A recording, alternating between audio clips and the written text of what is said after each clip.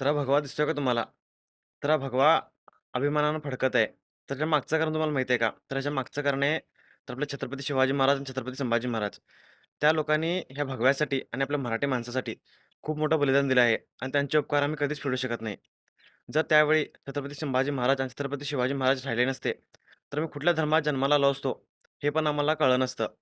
पण हे सांगताना खूप दुःख वाटत आहे आणि लाज वाटत आहे, की आता आपल्या महाराजांची नावं फक्त राजकारण करण्यासाठी वापरली जात आहेत आणि त्याच्यामध्ये आपली काही मराठी माणसं पण आहेत.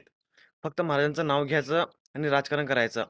तर मला आपल्या मराठी माणसांना एकच सांगायचं आहे, की असं करू नका. कारण त्यांचं बलिदान खूप मोठं आहे आणि त्यांचे उपकार आपल्यावर खूप मोठे आहेत. त्यांचं नाव वापरून तुम्ही त्यांच्या नावाखाली मतं मिळवता, पण ते त्यांचं नाव तुम्ही तसंच राखत नाही. त्यासाठी त्यांचं नाव वापरून कुठलं पण राजकारण करू नका आणि आपल्या मराठी माणसांना हे सांगायचं आहे, की ह्या राजकारणी लोकांच्या बळी पडू नका. कारण हे राजकारणी लोकं कुणाचे पण नसतात. आज तुमची मतं मिळवण्यासाठी हे महाराजांचं नाव पुढं करतील आणि मतं मिळवतील.